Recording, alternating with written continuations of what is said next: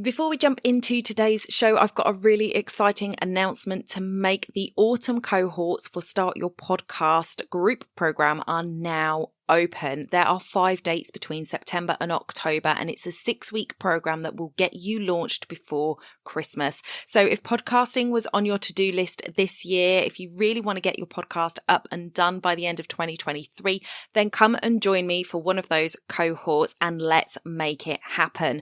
I have a free masterclass available for you called Understanding the Power of Podcasting. You can go over to donnaeade.com/masterclass, watch the masterclass and get access to that enrollment. I hope to see you in one of the autumn cohorts very soon. That's donnaeade.com/masterclass. Let's get back to the show. Welcome to the Wedding Procast UK. I'm your host, Donna Eade, 10-year wedding veteran and founder of the Society of Professional Wedding Vendors, a society which I am pleased to announce is opening its doors to brand new members on the 22nd of April. So do head over to www.spwv.co.uk and sign up for the wait list. Today, I'm really excited to have a guest on the show. In business, as in life, you only get one chance to make the right first impression. Communicating clearly and confidently with your prospects and customers and staff is essential. So if you want some great copywriting tips, listen into today's episode. We have Alison Reeves on the show and she is going to give us all of her tips.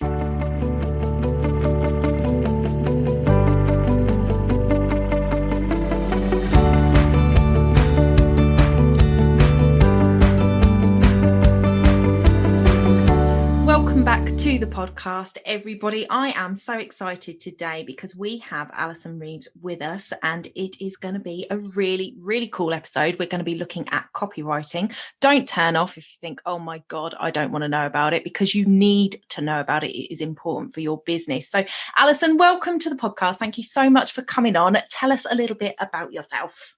Thank you, Donna, and thank you for inviting me. I'm so excited to be here and talk to all the people that listen to your podcast. Right, a little bit about me. I've been a writer my whole life. When I was a child, I used to love writing thank you letters, which was most unusual in those days. And I've always loved paper, pens. I've got loads of fountain pens.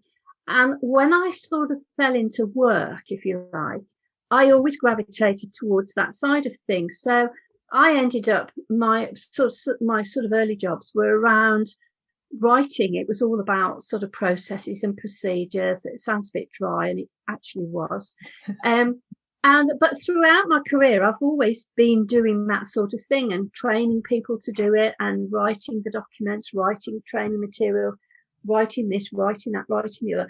And it's always been about the writing. And I think it's because I just naturally gravitate towards it. I also have a love of reading, and I actually think that if you read a lot, you actually improve your writing skills. And I was an avid fan of all the classics when I was a young teenager. So I was reading the Bronte sisters and Jane Eyre and all that sort of thing.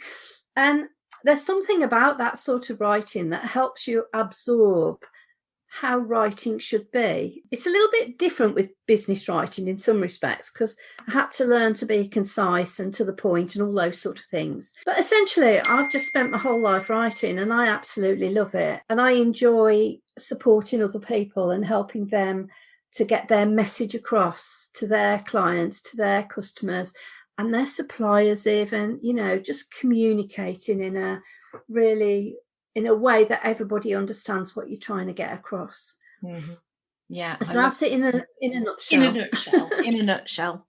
And I think one of the things with the wedding industry is that we see a lot of people very much focus on the visual, because it is a very visual industry. We've got the videographers and the photographers, and, the cakes are very visual, all of the stuff is very, very visual. So I think as an industry, we're really good at knowing that we need to have decent pictures and getting those pictures and using those pictures to our advantage.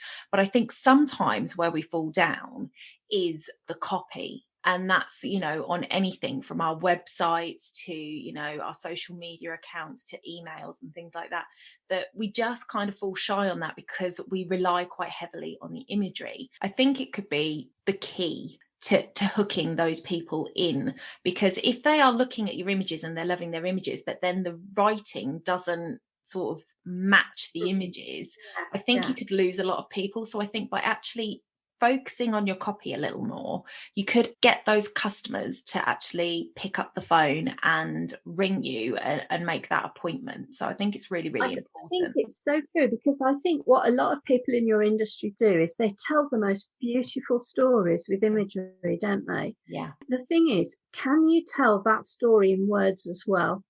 And communication with your clients or with your suppliers or between yourselves, it should always be a little bit of a story, because you're telling that story and building that image around both the words and the pictures. And I think that's something to bear in mind when you structure, particularly if you're structuring your website, for example. You should be telling a story of a beautiful wedding, shouldn't you, really? Yeah. And beautiful weddings come in lots of different flavours, obviously.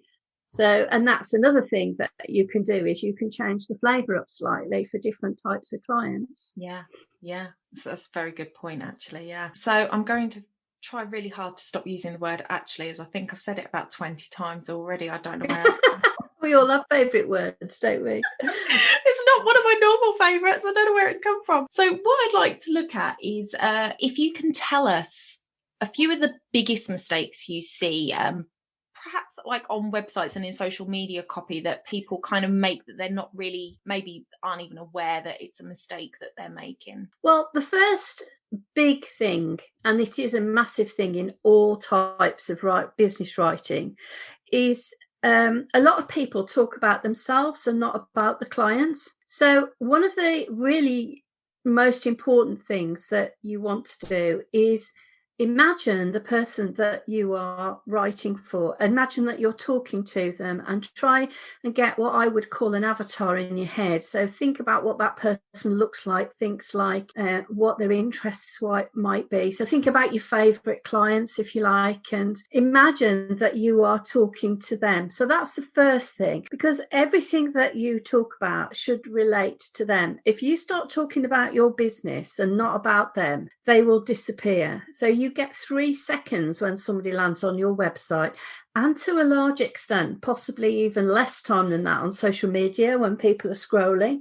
If they don't see something immediately that arrests them and makes them want to read more, they won't go any further. So that's my first tip, is think about who you're writing for and make it all about them. And you can do that by just changing your language a little bit. Yeah, I love that, because one of the first things that I was told when I had somebody look at my website is, you've weed all over your website. And I was just like, I know exactly what you mean. And that is exactly what they were saying, as I was talking about the company. We as a company are going to do this. We as a company are going to do that. It was too much I, we, and not enough you. And I think that's a really, really good point. Brilliant. Good mistake to avoid making. Now, this brings me on to mistake number 2, which sort of follows on nicely. And that is talking about the benefits of what you provide. So why should somebody buy from you? What do they get after they've bought whatever you're selling? Because people don't buy what I call a feature. You know, so we don't go out and buy a pair of spectacles because we fancy buying a pair of spectacles, do we? We go out and buy a pair of spectacles because we want to see better. So what they're selling isn't a pair of spectacles. They're selling the ability to be able to see better and more clearly. Now, obviously, there's a bit more to it than that. But generally speaking, if you have a think about your business and each of the things you're talking about, because most businesses will have a number of different products and services that they're going to offer, or options, if you like, around a product or service. So the idea is that you identify the benefits for each one, you know. So I mean, I don't know, you may be able to come up with some better examples than me, but essentially, what does your client get out of that transaction? And it's not just like sugared almonds or confetti or, I don't know, invitations or whatever the other things are that people sell. What they're getting out of it is something else. They're getting something possibly to do with quality, to do with variety, to do with something out of the box, or you might be able to offer them extensive experience in a certain area. You think about what they get from buying from you. I think for me, taking photography, because I was a photographer, as an example, you're not to write on your website, you're going to get 500 images, I'll be there for 8 hours, I'll arrive at this time, I'll leave at that time. You want to be selling the experience. So you want to be saying, I'm going to come in, it's going to be relaxed. I'm not going to be in your face. I'm going to be in the background. You won't know I'm there. You're going to have this wonderful day, and I'm going to be able to capture all these candid moments between you and your husband, or you and your wife. And it's going to be amazing. And you're going to feel so comfortable because I'm not going to be in your face, and things like that. It's selling the story and the experience. It's easy to sell the story of the benefits that you get from a service in the wedding industry, because it's such a special day. It makes it so much easier to actually write those stories. And so it's a shame, I think, that a lot of the industry misses out on that, because they're not aware that they should be writing in stories rather than facts and figures as much. So it's a great tip. Great tip, my love. So one of the things that I wanted to talk about was the fact that obviously I was talking at the beginning about how, our copy is everything that we write, from your website copy to social media copy to email copy. One of the big parts of being a wedding vendor is writing quotes for our couples. And I see this all the time, and I was guilty of it at the beginning of my journey as well, is when people are receiving quotes from vendors, what they're getting is an email that says, thanks for your inquiry, here's my price list, let me know if you want any more information. And then they're getting a brochure that is sent out that's like package A, package B, package C, and a list of what you get, and no story at all. So can you give us maybe 3 tips on how we can improve the way we send out our quotes with copy? A lot of cues in there. Yeah, I can. I mean, first of all, I think that, am I right in assuming that you would probably speak to your potential client beforehand to identify what you think the best options are? Not always. So I'm sort of thinking that generally the conversation would be to clarify on what they want, and then you would just kind of book it rather than sending out a proposal. But what I'm kind of talking about here is when you get that initial email from somebody saying, hey, I'm looking for a wedding photographer on this date. I'm sorry, guys. I know I keep using the photographers as an example, but it's because I was a photographer. It just comes easier to me. But, I'm looking for a photographer for May the 18th. Want you for 8 hours. What can you do for us? And then what the photographers would do is just send an email with a brochure. Yeah, to me, what you're sending back should be more of a proposal than a quote. Okay. So there's no point sending just prices to people, because they don't know what that price represents. Just a tip on pricing as well that I've learnt from experience and from other people.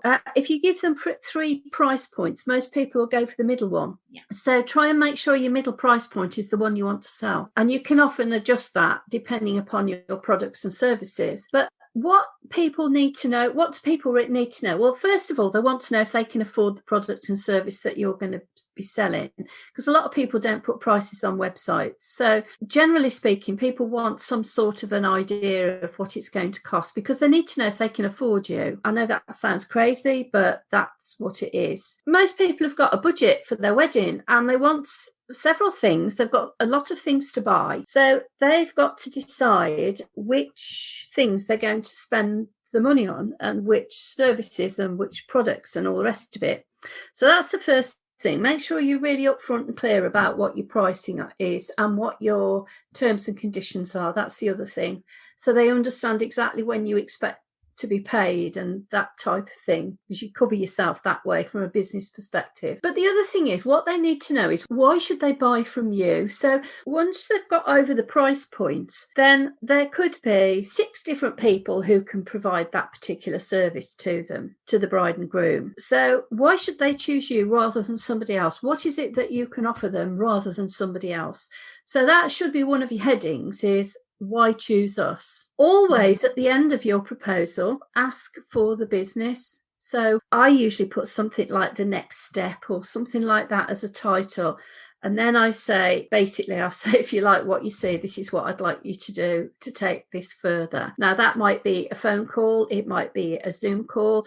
It might be a request for something, whatever it is, the next steps. You need to understand what your steps are in gaining a new client. And that would be the things that you're trying to gain through sending that proposal. So are you trying to get a phone call? It shouldn't just be to get an order. Sometimes you need to take them a little bit further down the road before you gain that order. Because as you well know, they all say, don't they? Oh, you should have 7 touches before somebody buys from you and all this sort of thing. Now, the other thing is also make sure this is about what to include as well. So make sure you include all of your contact details, including all your social media, because you've got all this lovely social media that so many of you do.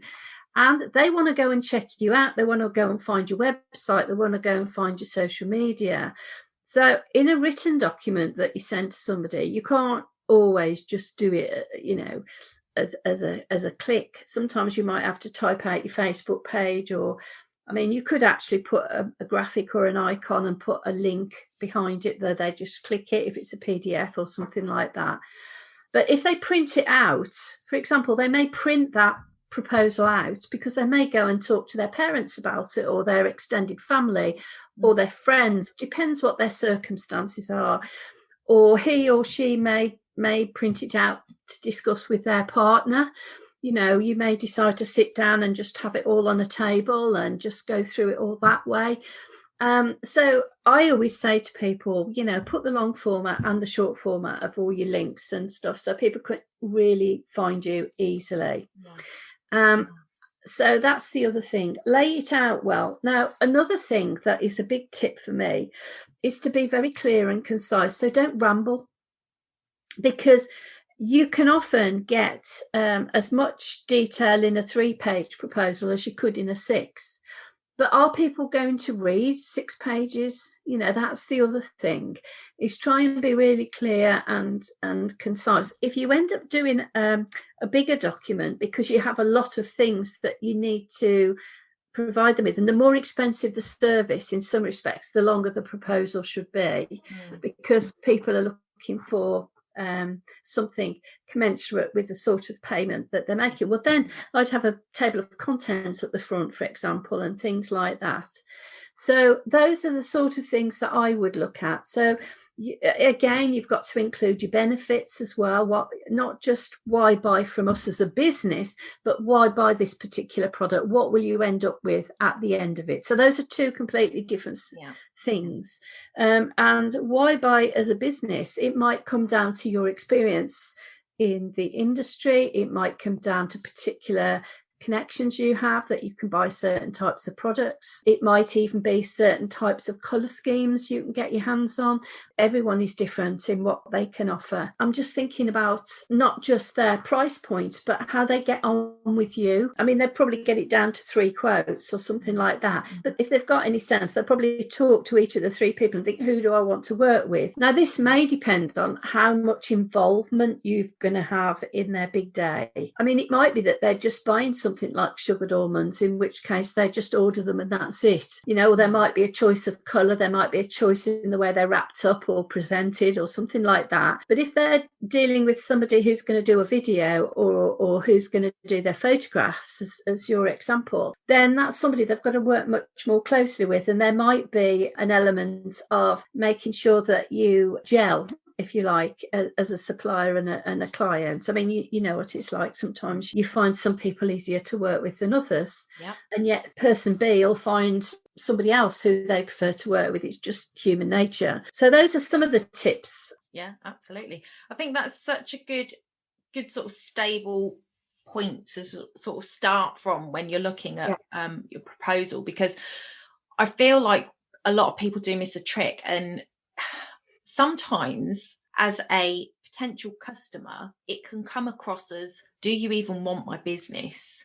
Because I was a wedding coordinator for a hotel for a year, and I would get people coming to me saying that they had tried to contact some of our preferred suppliers who we knew were good at what they did and, worked well with the company. And what we would find is that, they wouldn't email them back, or they would email them back a very short, here's my prices, and an email. And like you said, couples are looking at working within their budget, and even more so now with people that have been made redundant and people that have gone through long furlough and things like that. People are going to be ever more conscious of the budget that they have got to work with. And we always feel kind of a bit nose out of joint when we get emails that go, how much do you cost, when they haven't even checked if we're available on their date, but they are going to be focused on the costings, and to be able to give them more information in that proposal, telling them why they should work with you over somebody else, telling them what they're going to get from you for that money, rather than just sending over, this is how much, you are going to have a better opportunity to actually land that sale, because you're going to be fighting against other people that are just going to hit return and say, here's my price list, and leave them to it. Now, they're going to look at the prices. They're not going to look at the rest of it. If it's a brochure, they'll look at the prices. If you fit the criteria they have, then they might look at the rest of it. But if you don't, then you're gone. Whereas if it's down to two people and one of you's just sent an email back that says, hey, here's my price list, let me know if you need anything, and somebody else has laid it out, this is what we do, this is how long we've been doing it, we'd love to work with you on your day, this is how we work, this is our price range, we can bespoke to your budget if it's somewhere in between there, here's the next step, book a call with us. They are much more likely to go with that person that's given them more of a personal touch. Well, I think it's about it. Do you remember there used to be a saying, didn't there, that customer is king? I mean, it isn't actually as prevalent now as it used to be. But what I think it is, particularly in the industry that you're in, it's about making people feel that you think they're important, that you think they're valued. And if they feel that they are potentially a valued client to you, then I think it comes across quite differently. But two things I'd like to just mention. First of all, don't forget your branding when you do your quotes and your proposals. Make sure that your document is properly branded with your logo, your colours. There's lots of things you can do. You can change the colours of your headings and do all sorts of stuff to make it look attractive. The second thing is think about the delivery. Make sure that the website that their email address is working. Make sure that it's actually being delivered, that sort of thing. But generally speaking, I think the important thing, as I said, is to make them feel important. One of the things you can do actually to take down the amount of work involved, and I recommend people doing this, is to set yourself up some templates. So actually spend a bit of time and put together things like, why buy from us? Now, it doesn't matter which product they buy. That will probably be that text might be very similar. But the thing is, it doesn't matter if you end up massaging the text a bit. But if you've actually got that there in the first place, every proposal or quote that you send out will take you a lot less time. The first one takes you forever because you're trying to think of all the ifs and buts and everything that you could put in there. But then what happens in future then is I actually save my templates into sort of like a Word document. And what that means is that when you come to do the next quote, you can cut and paste the text into your document. And then you can just edit it down. Or if it's actually the full proposal you've got with everything in it, you could just sort of say, well, let's save that proposal. It's got all my goods and services in there under separate headings. When I do a proposal, I literally go through, delete the stuff I don't want in there, and then just read it through to make sure it matches what that person's asked for. And to do that will take you a fraction of the time of writing from scratch each time. So do think about templates. You can adjust them and massage them, but there's some basic stories that you can get in there that aren't going to change that much. Yeah. And don't be frightened of using stuff that might be partly on your website, or you may have put them on social media. You haven't got to be unique all the time. You know, if you've got a great little story to tell, a great little case study or something, it can be on your website and in your proposal and on your social media. You know, you don't have to just be unique in every piece of information that you write to send out.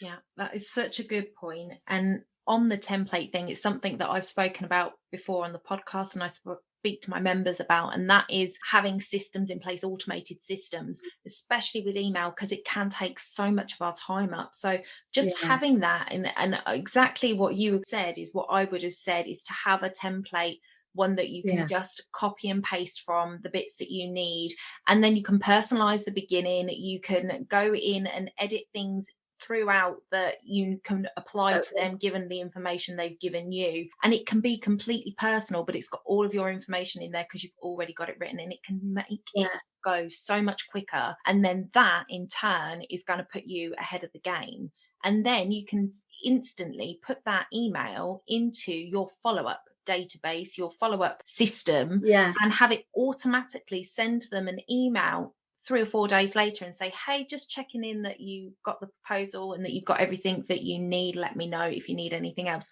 which again is going to put you ahead of the game, because so many people do not bother to follow up once they've sent their proposals. The other thing is, I would also say, is craft your email that you send the proposal to them with. What I did was I've created Word documents for all my standard emails. So even if I'm on my iPad, you know, while I'm watching the TV or something, if I get an inquiry in, technically I could still send that out. Now, what I've noticed as well is that people do have a bit of an expectation on speed of response. I mean, I get people will ask me for a quote, which is, you know, with some of the work I do on some of my work, it can take quite a while for me to pull the quote together if there's a lot of things I've got to look at.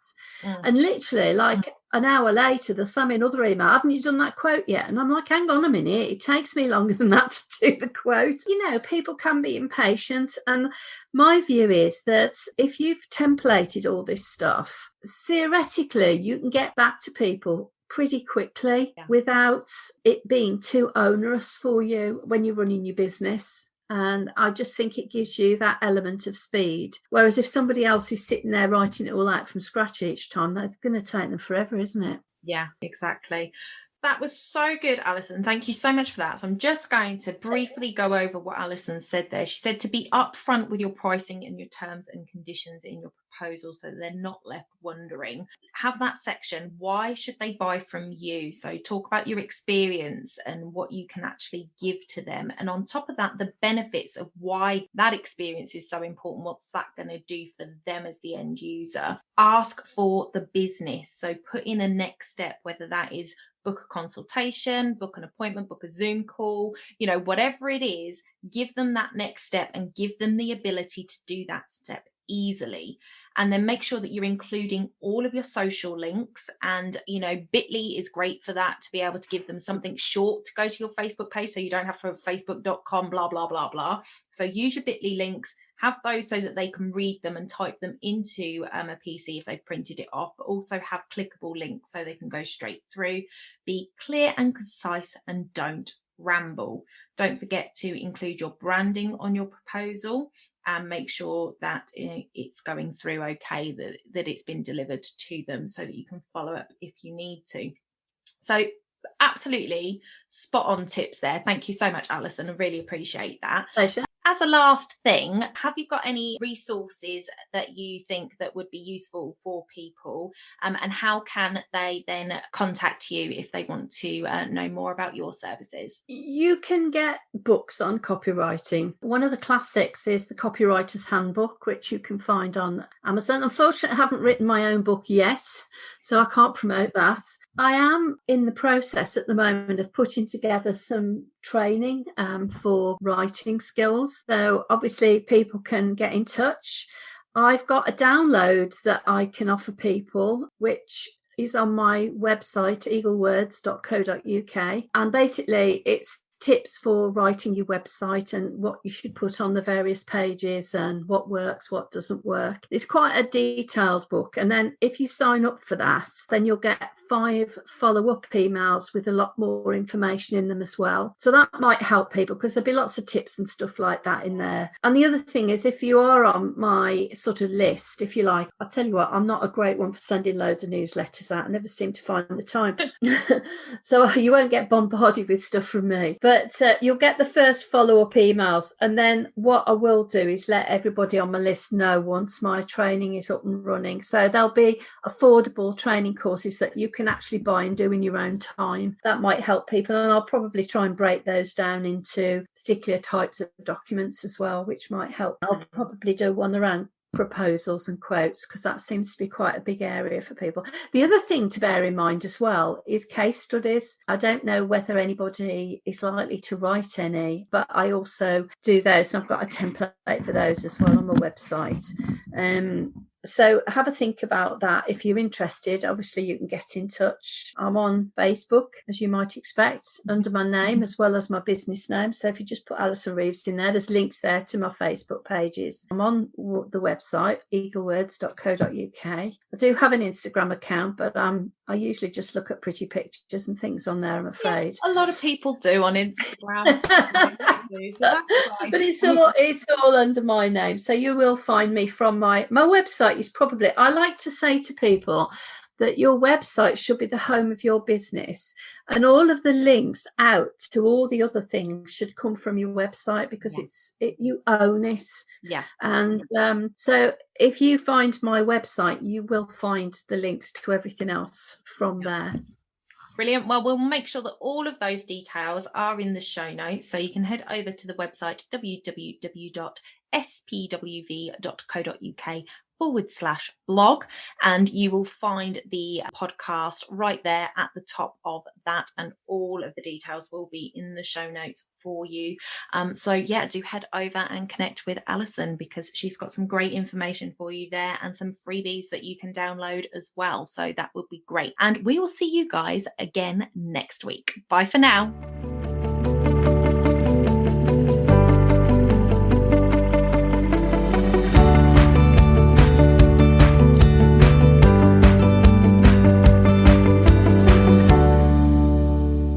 Don't forget to hit those stars and leave a review of the podcast where you listen if you found value in what you heard today. It's a free way you can help the podcast reach more people just like you.